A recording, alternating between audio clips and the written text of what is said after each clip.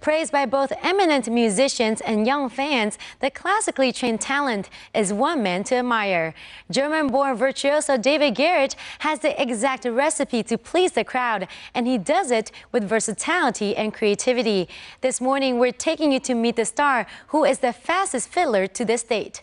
有乐坛贝克汉之称的 David Garrett 最近来台湾演奏，在表演之前，他也接受 Louisa 抱抱的专访。今天早上带你一起来纪念这位非常不一样的小提琴家。David Garrett has the precision of a classical musician and the gumption of a rock star. And it all started when his father brought home a violin for his brother. I started playing when I was about 4 years old. I don't really recall the day. I don't really recall the first year at all. My brother started first, he's 2 years older, and I literally always took the instrument away from him and tried to copy what I heard him practice. As my parents tell the story, I did sound better without a teacher after a few weeks. And they thought maybe that's a sign of him being slightly more talented. And then they decided, well, you know, if he sounds better and, you know, he has a teacher and he doesn't really wants to practice, we'll just give the violin to him. And that's what happened. And then ever since I've just played. With hours and hours of practice every day, Garrett started performing as a soloist at the age of 8. Would you say you're born to do this, though? Born to be a violinist? I don't think anybody's born to do something. I think we make choices in life. And I made my choice pretty late, actually, with using this as my profession. I mean, I obviously started very young and I made money and was successful at a quite young age, but I still made my decision to do this professionally for myself when I was maybe 22, 23. So I really took myself the time really to take a time out in New York, study, stop playing for a while. With all that experience, would you say you have no stage fear? Oh, fear is a great thing. Fear keeps you working. If I wouldn't have stage fear, I wouldn't be practicing as hard as I am. You lived in London for a little bit, you moved to New York, Yeah. right? And can you describe how it was being away from home and how it shaped you as a person and as a musician? Well, I wanted to go away from home, so I really enjoyed my experience in New York. I mean, London was more of a compromise with my parents. In the end, I didn't feel it was my decision to go to London, so it really didn't work at all, and I didn't have the ambition I needed to have in order to study well. So then afterwards I decided, you know, New York would be my place of inspiration. So your road to fame is quite smooth sailing? There's nothing smooth about my life, but Really? it looks nice when you rerun it, you know, fast forward, yeah. Big moments of failure, big moments of personal struggle, you know, big moments where, you know, the people you have around in the end are not there for you, you know, and you realizing that these are all those moments which in the end disappoint us, but then in the end, if you learn the lesson, make us stronger. I think a story of success is not a story of failure, but a story of overcoming failure. So I was pretty good at that. You've been playing classical music pretty much all your life. When did you start falling in love with rock and roll? Well, I always loved music. And I always listened to a lot of music. My choice. My parents, though, were very based and very conservative and classical. So when I was at home, especially during my years when I was privately homeschooled, I didn't really get to listen too much to any other music direction besides classical. But that really changed once I went back to public school when I was about 16. And then, of course, moving to New York and spending some time in London was really all about discovering new music. I mean, there's great music everywhere, and, you know, great compositions, great creative people, you know, in every department of music. So I really enjoyed getting finally to know all these things. Is that one of your favorite genres?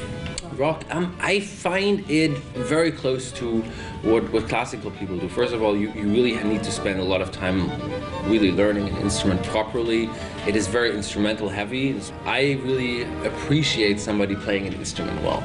And I guess that is, you know, the closest connection to classical. And there is a sense of virtuosity, you know, in rock music. You know, there's always one guitarist which takes the lead, or, you know, which literally also shows off the instrument, what is possible.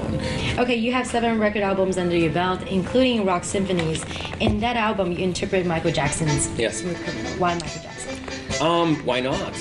I'm a big fan, always been. His music is great, so I always thought that was a big inspiration. And besides Michael Jackson, a handful of artists also came in mind when Garrett was putting the album together. And this record, which is certainly more rock heavy, definitely bands like Pink Floyd, bands like Led Zeppelin, Green Day, White Stripes, definitely also like 80s bands like Whitesnake. You know, a lot of the kind of 80s bands that people don't really listen to anymore. I think that is kind of a guilty pleasure. And I still love the sound of that kind of you know, very glamour rock, but I appreciate it. Whose CD do you pop in when you're relaxing? Steel Panther. I don't know if you know them. Nobody knows them. If you're under 18, don't listen to them. And as for your new album, Legacy, tell us about it. What is so special about this album? What is the wow factor? It's something totally different. In the end, this one is, again, a core classical production. Obviously, after 2 crossover albums, it's something which I always done. It is based on the Beethoven Violin Concerto, which for me is the most exciting, most also difficult and established violin concerto. And I combined it with a couple of short pieces by Fritz Kreisler. Kreisler is a big icon in my life because basically what I'm doing right now, he did about, let's say, 90 years ago. He was a great violinist. He also loved to write. He loved to rearrange contemporary pop tunes from that era. And he reached out to a lot of people also connecting to classical music. In that retrospect, I thought it would be a great combination to put the Beethoven next to the Kreisler and turn out to be a fun record still. Do you have more fun playing classical stuff or the crossover stuff? Depends what kind of mood I'm in. I think the variety and also the change of me not only doing the same thing over and over again keeps the music alive also in my life, especially when I go back from classical to crossover. I have fun again with the crossover, and then when I go back to classical, it's, you know, the same. On the record, he may be the fastest violinist in the world, but Garrett assures us that he has more to offer. I would rather think my heart is my greatest asset. I'm a pretty decent guy, and of course, if I wouldn't have, you know, the possibility to use my hands, there would be a big part missing for me, at least, to express myself. When you're not amusing us on stage, what are you doing on your leisure time? I work for the moments when I get back on stage. Maybe from the outset it would be considered work, but for me it's quite fulfilling. The moment you listen to something and you see it develop, and suddenly it really becomes good, that's like a mind orgasm, you know. It's like, yay. If you don't do it for a few days, you miss it. You know, you want to get back and do something which, you know, which gives you self-value. And with fierce intensity, we were lucky enough to hear Garrett's love for classical and rock here on the Taipei stage, backed by his band members. And for those of you who miss his crossover show, here is a taste of it. 看完他的专访，一起来听听他的音乐，带你一起来欣赏。